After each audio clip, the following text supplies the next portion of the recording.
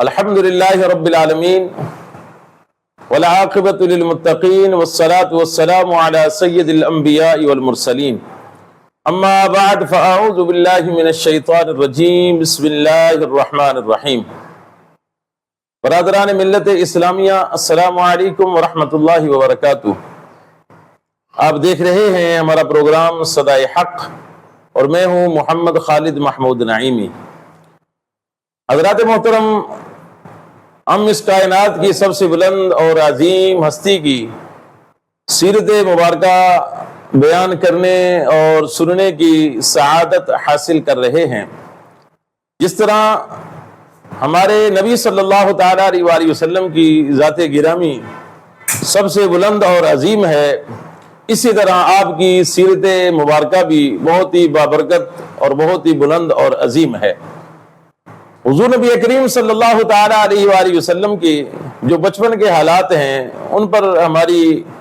گفتگو چل رہی ہے۔ گزشتہ پروگرام میں ہم نے حضرت ابو طالب نے جو حضور نبی کریم صلی اللہ تعالیٰ علیہ وآلہ وسلم کے ساتھ محبت کا اظہار کیا اور کس طریقے سے انہوں نے حضور علیہ الصلوۃ والسلام کا ساتھ دیا، اس پر ہم نے گفتگو کی تھی۔ آج ہم اس سے مزید آگے جو ہے حضور علیہ الصلوۃ والسلام کی سیرت مبارکہ کو لے کر چلتے ہیں۔ اللہ کے نبی صلی اللہ تعالیٰ علیہ وآلہ وسلم ایک ایسے معاشرے کے اندر آپ دنیا میں تشریف لائے کہ جو جہالت کا گھر تھا۔ پہلے کے پروگراموں ہم نے اس چیز کے اوپر بیان کیا ہے کہ ان کی جہالت کی کیا کیا کیفیات تھیں اور کیا عجیب و غریب قسم کی رسم و رواج تھے ان کے، کہ کسی کو لکھنا پڑھنا نہیں آتا تھا، چند ایک لوگ تھے جن کو لکھنا پڑھنا آتا تھا۔ ایسے جہالت والے معاشرے کے اندر امام الانبیاء صلی اللہ تعالیٰ علیہ وآلہ وسلم کی ولادت ہوتی ہے، آپ کی تشریف آوری ہوتی ہے۔ ایک ایسا معاشرہ کہ جہاں جو ہے وہ شراب پانی کی طرح استعمال ہوتی ہے، جہاں بدماشی، غنڈہ گردی، چوری، زناکاری اور دیگر جتنے بھی برائیاں ہیں ساری جو ہیں وہ سر عام کی جاتی ہیں اور پھر اس کے کرنے پر جو ہے فخر محسوس کیا جاتا ہے۔ ایسے معاشرے کے اندر حضور نبی کریم صلی اللہ تعالیٰ علیہ وآلہ وسلم نے اپنی شرافت کی، اپنی ایمانداری کی، اپنی دیانتداری کی، اپنے اعلیٰ اخلاق کی اور تقوی کی اور عدل اور انصاف کی اور ایفائے عہد کی اور پیار محبت کی ایک ایسی مثال قائم کی کہ آج تک 1500 سال ہونے کو ہیں مگر کوئی بھی جو ہے ایسی مثال آج تک نہیں لا سکا اور نہ قیامت تک کوئی ایسی مثال آ سکتی ہے۔ ایسی حضور نبی کریم علیہ الصلوۃ والسلام نے ایک ایسے معاشرے کے اندر جو ہے وہ اپنی سیرت مبارکہ کا آپ نے ایک عملی نمونہ جو ہے لوگوں کے سامنے پیش فرمایا۔ اللہ کے نبی صلی اللہ تعالیٰ علیہ وآلہ وسلم عرب میں مکے کے اندر تشریف لائے۔ مکے کے اندر قریش کے تقریباً 10 قبیلے تھے اور ان 10 قبیلوں کا آپس میں اتحاد تھا، وہ ایک دوسرے کا ساتھ دیتے تھے۔ اگر کسی ایک قبیلے کی کسی کے ساتھ لڑائی ہو جاتی، جھگڑا ہو جاتا تو دوسرے سارے قبیلے اس کے ساتھ کھڑے ہو جاتے اور وہ یہ نہیں دیکھتے تھے کہ یہ ظالم کون ہے، مظلوم کون ہے، قصور کس کا ہے اور زیادتی کس نے کی ہے، اس چیز کو نہیں دیکھا جاتا تھا، بلکہ جو ہے وہ یہ دیکھتے تھے کہ یہ ہمارے قبیلے کا فرد ہے، یہ ہمارا اتحادی ہے اور اس کے ساتھ جو ہے اس نے جھگڑا کیا ہے لہذا ہم نے اس کے ساتھ کھڑا ہونا ہے۔ اور پھر وہ جو دشمنیاں ہیں وہ کئی کے نسلوں تک جاتی تھیں اور کوئی سینکڑوں کی تعداد میں لوگ جو ہیں اس کے اندر جو ہے وہ اپنی جانوں سے ہاتھ دھو بیٹھتے تھے۔ اس طرح کا معاشرہ تھا۔ حضور نبی کریم صلی اللہ تعالیٰ علیہ وآلہ وسلم بھی اسی معاشرے میں رہ رہے ہیں۔ آقا کریم صلی اللہ تعالیٰ علیہ وآلہ وسلم کے جو چچا ہیں، اب دیکھیں حضرت ابو طالب بھی حضور علیہ الصلوۃ والسلام کے چچا ہیں، ابو جہل بھی حضور علیہ الصلوۃ والسلام کا چچا ہے، ابو لہب بھی حضور علیہ الصلوۃ والسلام کا چچا ہے، حضرت حمزہ بھی حضور علیہ الصلوۃ والسلام کے چچا ہیں اور حضرت عباس بھی حضور علیہ الصلوۃ والسلام کے چچا ہیں اور زبیر بھی حضور نبی کریم علیہ الصلوۃ والسلام کے چچا ہیں۔ تو یہ الگ بات ہے کہ کسی کے حصے میں ایمان کی سعادت آئی اور کسی کے حصے میں جو سعادت نہیں ملی، لیکن حضور علیہ الصلوۃ والسلام کے ساتھ جب تک آپ نے اعلان نبوت نہیں فرمایا تھا اس وقت تک آپ کے جتنے بھی چچا تھے وہ سارے آپ کے ساتھ بڑی محبت کرتے تھے اور آپ بھی ان کے ساتھ ایک پیار محبت والے ماحول کے اندر رہتے تھے اور ان کے ساتھ ساتھ ہر لحاظ پر بزنس کے لحاظ سے قبیلے کے لحاظ سے دیگر معاملات کے لحاظ سے ان کے شانہ بشانہ ان کے ساتھ چلتے تھے۔ حضور نبی کریم صلی اللہ تعالیٰ علیہ وسلم کی عمر مبارکہ تقریباً جب 18 سے 20 سال کے قریب ہوتی ہے، ایک بڑا واقعہ جو ہے وہ میں آپ کے سامنے اس کو بیان کرنا چاہتا ہوں آپ کی سیرت کے حوالے سے۔ بڑا مشہور جو ہے آپ کی سیرت کا واقعہ حلف الفضول کے نام سے اس کو کہا جاتا ہے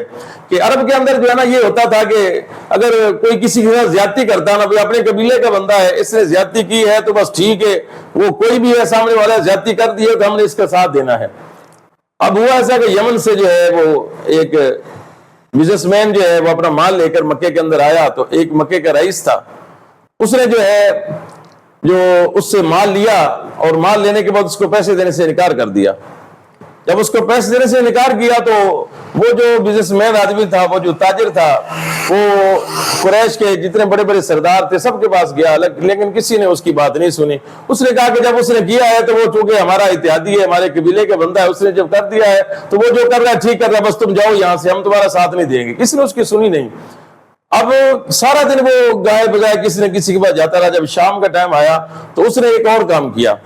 وہ کام اس نے یہ کیا کہ رات جب ہوتی تھی، سورج ڈھلتا تھا، تو یہ جو قریش کے بڑے بڑے سردار تھے، یہ ان کا ایک عجیب ماحول تھا کہ یہ حرم شریف کے سین کے اندر جو ہے نا وہ سارے جمع ہو جاتے تھے اور ہر قبیلہ جو ہے وہ اپنی اپنی الگ بیٹھک لگاتا تھا۔ ایک قبیلے والے یہاں بیٹھے ہیں، دوسرا اس کے ساتھ بیٹھا ہے، تیسرا اس کے اپنی بنیاد لگا کے بیٹھا ہے، اگلا دوسرا اس کے ساتھ اپنی بنیاد لگا کے بیٹھا ہے۔ ان کی اپنی اپنی الگ الگ بیٹھکیں ہوتی تھی، تو وہ آپس میں اس طریقے سے بیٹھکیں لگا کے بیٹھے ہوئے تھے۔ تو وہ جو ہے وہ ایک پہاڑ کے اوپر چڑھا اور وہاں پہ اس نے زور سے جو ہے نا ان سب کو مخاطب کیا اور کہا کہ اے اہل قریش، میں مظلوم ہوں اور میری فریاد کوئی نہیں سن رہا ہے، میرے ساتھ ظلم کیا گیا ہے اور میں مسافر ہوں، میں تو یہاں دیار غیر کے اندر ہوں اور یہاں میرا کوئی جاننے والا نہیں ہے، میری کوئی مدد کرنے والا نہیں ہے، خدا کے لیے میری مدد کرو اور میرے ساتھ جو ظلم ہوا ہے اور میرے ساتھ جو زیادتی کی گئی ہے تم جو ہے میرے ساتھ انصاف کرو اور میرا مال جو ہے، میرا پیسہ جو ہے وہ مجھے واپس دلواؤ۔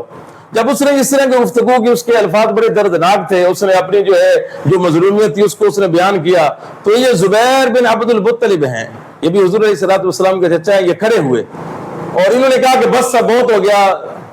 یہ ہم نے بہت مظالم کی مثالیں پہلے ہم نے دیکھ لی اور بڑا ظلم ہوا، لیکن اب یہ ناقابل برداشت ہے، اب جو ہے ہم اس کو برداشت نہیں کریں گے، اب جو ہے وہ ظالم کا مواخذہ کیا جائے گا۔ وہیں سے نکلے اور پھر کچھ قبیلے کے جو نوجوان تھے ان کو آپ نے اپنے ساتھ ملایا اور ان میں حضور نبی کریم صلی اللہ تعالیٰ علیہ وآلہ وسلم بھی شامل تھے، اور پھر ایک مکان پہ آپ وہاں جمع ہوئے، سارے قبیلوں کے نوجوان جو تھے، 4-5 قبیلوں کے نوجوان جو تھے وہ سب جمع ہوئے اور انہوں نے کہا کہ ہم آج کے بعد ایک عہد کرتے ہیں، اور عہد ہمارا کیا ہوگا کہ ہم جو ہے اگر کسی کے ساتھ ظلم ہوگا، کسی کے ساتھ کوئی زیادتی کرے گا تو ہم اس وقت تک جو ہے اپنی تلوار نیام میں نہیں ڈالیں گے جب تک مظلوم کو جو ہے وہ انصاف نہ دلا لیں۔ لہذا ہم جو ہے آخری دم تک، جب تک ہمارے جسموں میں خون کا ایک قطرہ ہے، ہم مظلوم کے ساتھ کھڑے رہیں گے۔ اب انہوں نے یہ عہد کیا اور اس کو حلف الفضول کے نام سے جو ہے وہ تاریخ کے اندر، سیرت کے اندر یاد کیا جاتا ہے، اور اسی وہ جو نوجوانوں کا ایک گروہ تھا، جو جماعت تھی، اس میں حضور نبی کریم صلی اللہ تعالیٰ علیہ وآلہ وسلم بھی تھے۔ اور یہ آپ دیکھیں کہ جب آقا کریم علیہ الصلوۃ والسلام نے اعلان نبوت فرمایا تو اعلان نبوت فرمانے کے بعد بھی آقا کریم علیہ الصلوۃ والسلام اس معاہدے کا آپ ذکر فرماتے اور مسکراتے اور فرماتے کہ آج بھی اگر کوئی اس پر مجھے بلائے گا تو میں اس کے ساتھ کھڑا ہونے کے لیے تیار ہوں۔ وجہ کیا ہے کہ مظلوم کا ساتھ دینا ہے، ظالم کو ظلم کرنے سے روکنا ہے۔ اور اللہ کے نبی علیہ الصلوۃ والسلام نے ایسے معاشرے کے اندر کہ جب کوئی مظلوم کے ساتھ کھڑا نہیں ہوتا تھا، کمزور کے ساتھ کوئی کھڑا نہیں ہوتا، تو آپ نے ایک انقلابی کام کیا، انقلابی کام کو نوجوانوں کو جمع کر کے کہا کہ اب ہم جو ہے وہ مظلوم کے ساتھ کھڑے ہوں گے اور ظالم کو اس کے جرم کی سزا دی جائے گی۔ تو یہ آقا کریم صلی اللہ تعالیٰ علیہ وآلہ وسلم کی مبارک سیرت ہے، یہ حضور نبی کریم علیہ الصلوۃ والسلام کی سیرت کے مبارک پھول ہیں جو ہم ایک ایک کر کے مختصراً آپ کی خدمت میں پیش کر رہے ہیں۔ اگلے پروگرام میں انشاءاللہ تعمیر کعبہ، کہ تعمیر نو جب کعبۃ اللہ شریف کی گئی تو اس کا جو واقعہ کس طریقے سے پیش آیا اور اس میں حضور نبی کریم علیہ الصلوۃ والسلام کا کردار کیا تھا، یہ انشاءاللہ ہم اگلے پروگرام کے اندر بیان کریں گے۔ اللہ تبارک و تعالیٰ کی بارگاہ میں دعا ہے کہ باری تعالیٰ ہمیں جو ہم سن رہے ہیں، بیان کر رہے ہیں، اللہ تعالیٰ ہمیں اس پہ عمل کی بھی توفیق عطا فرمائے۔ امید کرتا ہوں کہ آج کا پروگرام آپ کو ضرور پسند آیا ہوگا۔ آپ ہمارے ساتھ جڑے رہیں، ہمارے چینل صدائے حق کے ساتھ جڑے رہیں، انشاءاللہ ہم اسی طرح کے اچھے پروگرام لے کر آپ کی خدمت میں حاضر ہوتے رہیں گے۔ اور ہمیشہ کی طرح آخری بات کہ ہر اچھی بات جو ہے دوسروں کے ساتھ شیئر کرنا صدقہ جاریہ ہے۔ اگر آج کی بات اور آج کا پروگرام آپ کو اچھا لگا ہو تو اس کو اپنے دوستوں کے ساتھ ضرور شیئر کیجیے گا۔ اللہ تعالی ہم سب کا حامی و ناصر ہو۔ السلام علیکم ورحمۃ اللہ وبرکاتہ۔